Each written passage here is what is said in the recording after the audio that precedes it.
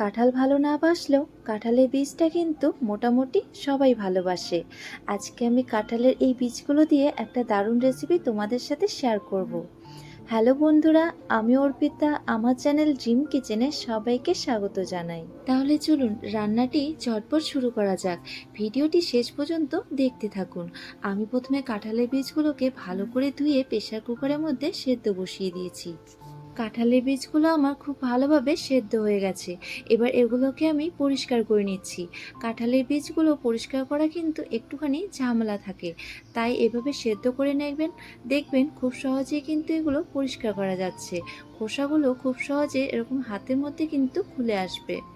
আমি বীজগুলোকে সেদ্ধ করে নিয়েছি, তাই দেখুন খুব সহজে কিন্তু এগুলো ছাড়ানো হয়ে যাচ্ছে আর খুব সহজেই পরিষ্কার করা কিন্তু হয়ে যাচ্ছে। একটা একটা বীজ আমি এরকম করে পরিষ্কার করে নিচ্ছি, আর এখানে আমার সবগুলো বীজ কিন্তু পরিষ্কার করে নেওয়া হয়ে গেছে। এবার এগুলোকে আমি একটুখানি শিলনোড়ার মধ্যে বেটে নেব। কাঁঠাল বীজগুলো যেহেতু খুব ভালো করে সেদ্ধ হয়েছে, তাই কিন্তু বাটতে খুব বেশি একটা প্রবলেম হচ্ছে না। আর এভাবেই আমি সবগুলো কাঁঠাল বীজকেই বেটে নিচ্ছি। আর এখানে দেখুন কাঁঠাল বীজগুলো কিন্তু খুব ভালোভাবে বাটা হয়ে গেছে। এবার এগুলোকে আমি একটা বাটির মধ্যে তুলে নিচ্ছি।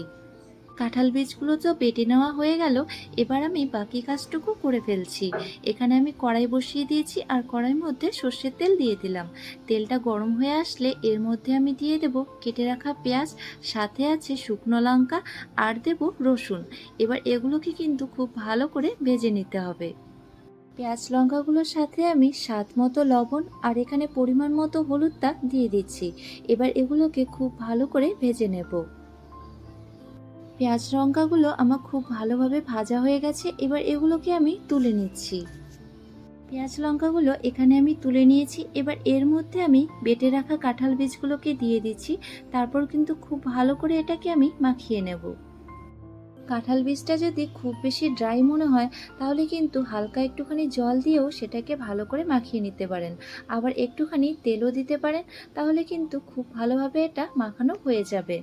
আর এখানে আমার কাঁঠাল বীজগুলোর সাথে লঙ্কা পেঁয়াজগুলো খুব ভালোভাবে মাখানো হয়ে গেছে। এবার এগুলোকে ঝটপট করে ভেজে নেওয়া যাক। কড়াইয়ের মধ্যে আমি তেলটা গরম হতে বসিয়ে দিয়েছি, আর তেলটা কিন্তু মোটামুটি গরম হয়ে গেছে। এবার এর মধ্যে আমি বড়াগুলোকে দিয়ে দিচ্ছি। একবারে আপনারা 5-6টা করে এরকম বড়া সাইজ করে দিয়ে দেবেন। তারপরে এগুলোকে একদম মিডিয়াম আঁচের মধ্যে ভাজবেন। তাহলে দেখবেন দুপাশ থেকে খুব ভালোভাবে কিন্তু ভাজা হয়ে যাবে, আর মাঝখানটাও খুব ভালোভাবেই কিন্তু ভাজা যাবে।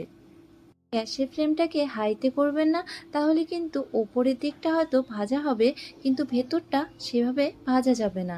তাই একটু চেষ্টা করবেন সময় নিয়ে সবগুলোকে ভেজে নেওয়ার। সবগুলো বড়াকে আমি উল্টে পাল্টে সব দিক থেকে ভালো করে ভেজে নিচ্ছি। কাঁঠালের এই সিজন থাকতে থাকতে আপনারাও কিন্তু কাঁঠাল বীজ দিয়ে এই রেসিপিটি অবশ্যই ট্রাই করবেন। আজকের এই রেসিপিটি আপনাদের যদি ভালো লেগে থাকে, তাহলে ভিডিওটি অবশ্যই লাইক করবেন। আর আমার পেজটিতে নতুন হয়ে থাকলে পেজটি ফলো করে পাশে থাকবেন। দেখা হচ্ছে নেক্সট একটি ভিডিওতে। ততক্ষণে ভালো থাকবেন, সুস্থ থাকবেন, সাবধানে থাকবেন।